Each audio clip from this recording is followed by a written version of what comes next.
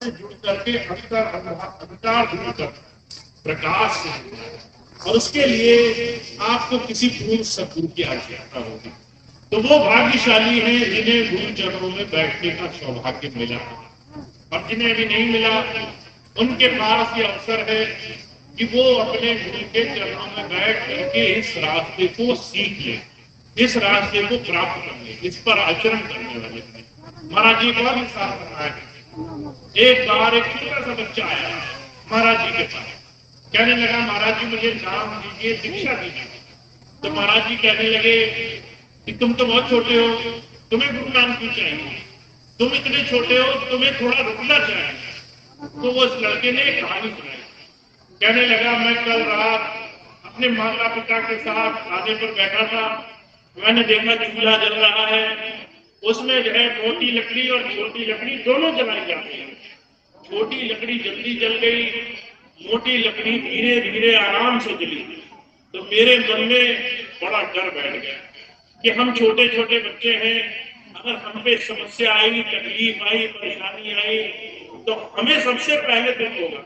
ये बड़े लोग तमाम बुराइयों से बचना है, हमें कोशिश करना है हम जीवन में सेवा और सत्कार से जीवन जिए।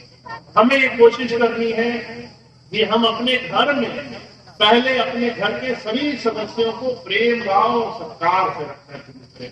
पहले अपने जीवन में सेवा के भाव को ऊपर से लेके आए।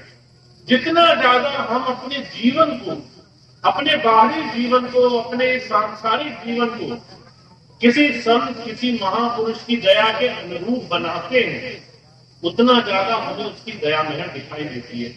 इसे संत मत में पात्रता कहा जाता है। अगर हम किसी दूध वाले के पास जाए और एक बर्तन लेकर जाए तो वो बर्तन अच्छा है, साफ सुथरा है, ये देखना उस दूध वाले का काम है। अगर आप उसमें तेजाब लगाकर ले जाओ तो वो दूध पीने योग्य नहीं रह जाए, वो जहर बन जाएगा।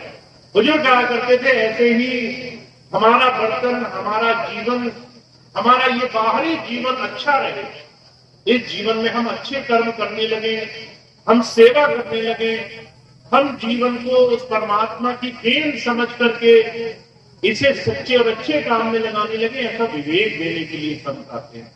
तो जिसने भी किसी गुरु की संगत पाई है, जिसने भी किसी संत की संगत पाई है, उसके जीवन में दो चमत्कार हुए, उसकी चिंताएं मिट जाती हैं, उसके जीवन में विवेक आ जाता है, उसे अच्छे और बुरे की समझ करना आ जाता है। तो जो कहा करते थे वो सत्संगी बड़े भाग्यशाली हैं जो गुरु मत को समझ रहे हैं और जो संसार के भोगों में लिप्त नहीं होते, जो संसार में भौतिक सुखों के लिए सच्चाई का रास्ता नहीं छोड़ते, जो अपने जीवन में परम पद के रास्ते के लिए सिर्फ दुनिया की छोटी छोटी मान बढ़ाई को महत्व नहीं देते, जो ऐसे विवेक से जीवन जीते हैं वो अपने जीवन में उस प्रभुधारा से जुड़ जाएंगे। तो आप बहुत भाग्यशाली हैं। हुजूर कहा करते थे ऐसे मौके हर किसी को नहीं मिलते, ऐसा विवेक जिनको समय रहते मिल जाए वो बहुत भाग्यशाली होते हैं। महात्मा बुद्ध से के जीवन की घटना आती है। जब उनका जन्म होने वाला था तो उनके पिता ने किसी एक बहुत बड़े ज्योतिषी को बुलाया और जो है अपने पुत्र के भाग्य को कि वो कैसा होगा, क्या होगा, इसकी उन्होंने थोड़ी जांच कराई। तो ज्योतिष बहुत अच्छे थे, कहने लगे या तो ये लड़का बहुत भोगी बनेगा, बहुत जो है संसार के भोगों में तृप्त हो जाएगा, और या फिर ये साधु बनेगा। तो जब ये बात सुनी तो राजा सुयोधन उनके मन में आया, मेरा लड़का अगर योगी बन गया, राजपाट छोड़कर अगर इसने जंगलों में जाना स्वीकार कर लिया तो राजपाट कौन करेगा, मेरा घराना कौन चलाएगा। तो उसने एक विचार किया और राजमहल में सारी सुख सुविधाएं जो भी आप सोच सकते वो उसने डाल दी और अपने लड़के को उसने कैद कर लिया। ये राजमहल में तो रहे, राजघराने में रहे, सुख सुविधाएं तो भोगे पर बाहर का जीवन नहीं देखे। महल के बाहर क्या दिक्कत है, क्या परेशानी है, ये तो कभी दिखाई न दे। अब जो है उस लड़के ने सारा जीवन इसी भोग में, इसी सुख सुविधाओं में दिया। रोज सुबह उठना, वही दाल बासियां, सारे काम, सारी चीजें अपने आप हो जाया करती थी। सारा जीवन सुख सुविधाएं आराम में गुजर गया।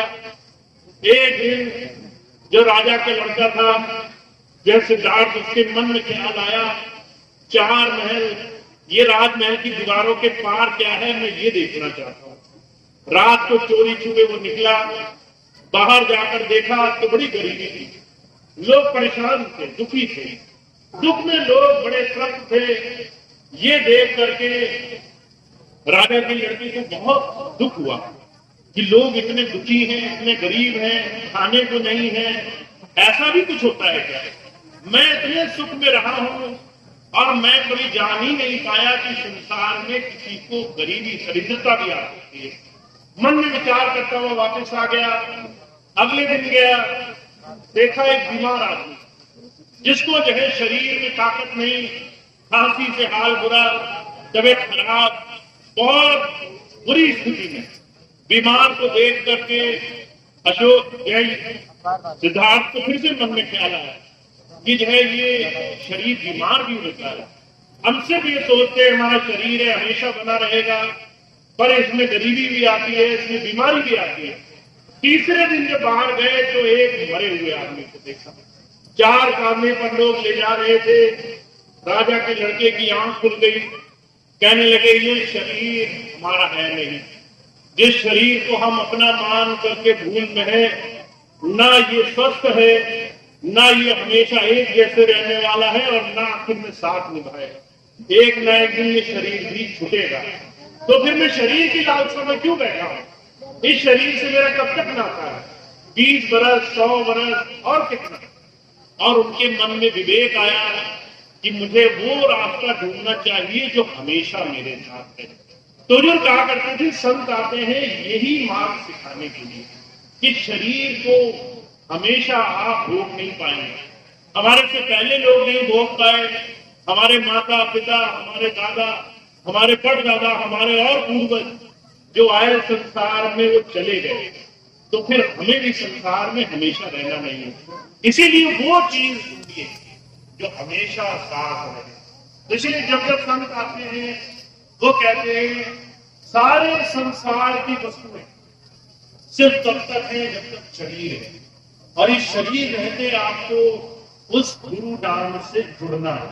उस जुड़ करके अंधकार दूर कर प्रकाश से जुड़ना है, और उसके लिए आपको किसी पूर्ण सदगुरु की आवश्यकता होगी।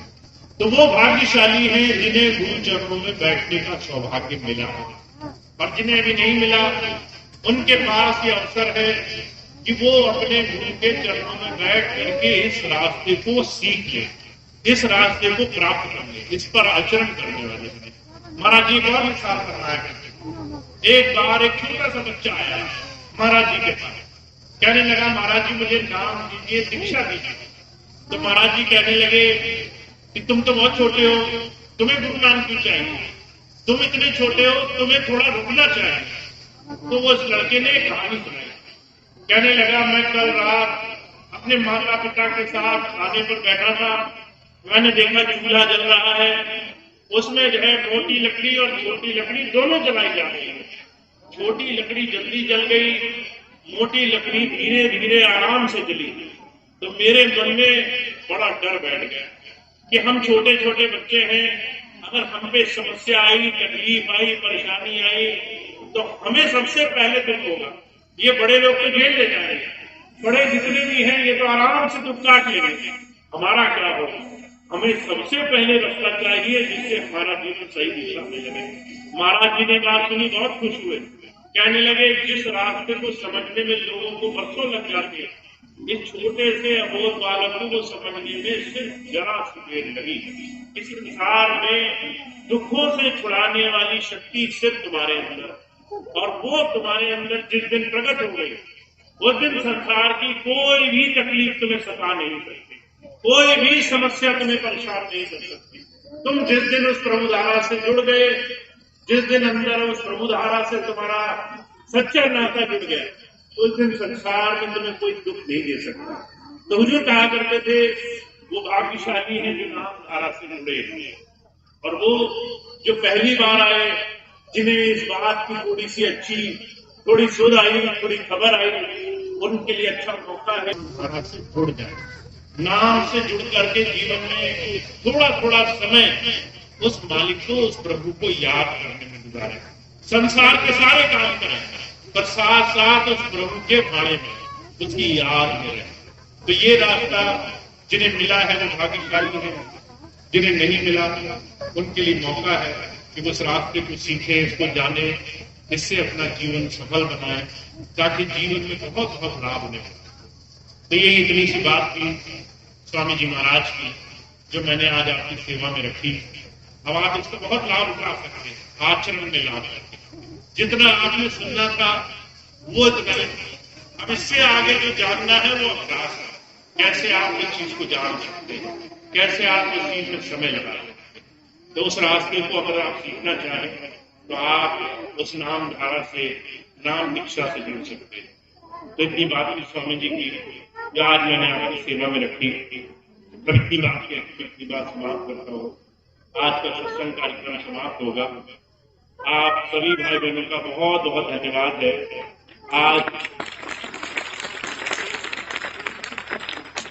जब से स्वामी जी महाराज ने सत्संग का कार्य और मुझे ये कार्य सौंपा था, उसके बाद पहली बार यहाँ पर सत्संग का कार्यक्रम हो रहा है और आप सबका इतना प्रेम भाव, इतनी लगन, इतने बहुत ही शांति भाव से, इतनी तकलीफों के बाद भी सत्संग धारा से जुड़े रहना, ये बहुत बहुत विशेष है। स्वामी जी की बहुत लाभ दया आपको प्राप्त हो, ऐसी प्रार्थना मेरी रहेगी।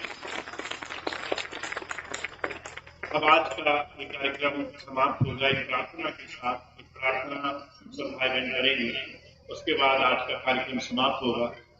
आगे 2-3 दिन के कार्यक्रम लगे हुए हैं, वैसे तो थोड़ा दूर है, पर जो भी आपके जानकार हों आप उन्हें बता सकते हैं ताकि वो भी अगर किसी कार्यक्रम में आ सकें, शामिल हो सकें, या आप जाना चाहें तो वो कार्यक्रम आप समझ लें, उसमें आप शामिल हो सकते हैं। अब आज के सत्संग के बाद शाम को 4 बजे से खटीमा में सत्संग का आयोजन है जो पीलीभीत से आगे है। उस जगह आज शाम सत्संग का कार्यक्रम होगा। अगर कोई भाई बहन आपके परिवार में, घर या आपकी नजदीकी में हो, जो उस क्षेत्र में रहता हो, सत्संग में जाना चाहे, आप उनको सूचना दे सकते हैं। आज शाम 4 बजे से खटीमा में सत्संग होगा। कल का सत्संग पीलीभीत में पूरनपुर रोड पर स्वामी जी महाराज का आश्रम है पीलीभीत में, वहां पर कल का सत्संग कार्यक्रम है। फिर परसों का सत्संग कार्यक्रम बरेली में होगा। स्वामी जी का वहां आश्रम है मणिनाथ पर, तो मणिनाथ आश्रम पर स्वामी जी महाराज का सत्संग कार्यक्रम होगा। वो कार्यक्रम संडे को, इतवार को होगा। जो भाई बहन वहां किसी को जानते हो या स्वयं जाना चाहते हो तो इन कार्यक्रमों का लाभ उठा सकते हैं। तो 2 दिन कार्यक्रम है आगे के, उसका जो भी आप जैसे भी आप उचित समझे उसका लाभ उठा सकते हैं ताकि आपको जो भी मौका मिले उसका आपको पूरा पूरा फायदा ले। तो इतनी बात की। अब एक प्रार्थना होगी, उसके बाद आज का कार्यक्रम समाप्त होगा। लंगर प्रसाद की व्यवस्था है, तो सभी भाई बहन साथ में प्रार्थना करेंगे और उसके बाद आराम से, शांति से लंगर प्रसाद के लिए बैठेंगे। जो नहीं मिले, जो अभी तक मिल नहीं पाए हैं, वो पहले मिल लेंगे ताकि सबको मौका मिले और बाकी भाई बहन लंगर प्रसाद में सहयोग करें।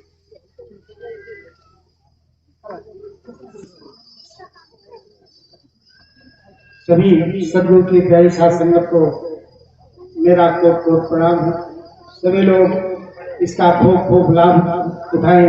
पूज्य भैया जी का आशीर्वचन सुन के सभी लोग अपने जीवन में कृतार्थ करें और आचरण में उतारें। सभी लोग एक साथ प्रार्थना बोलेंगे।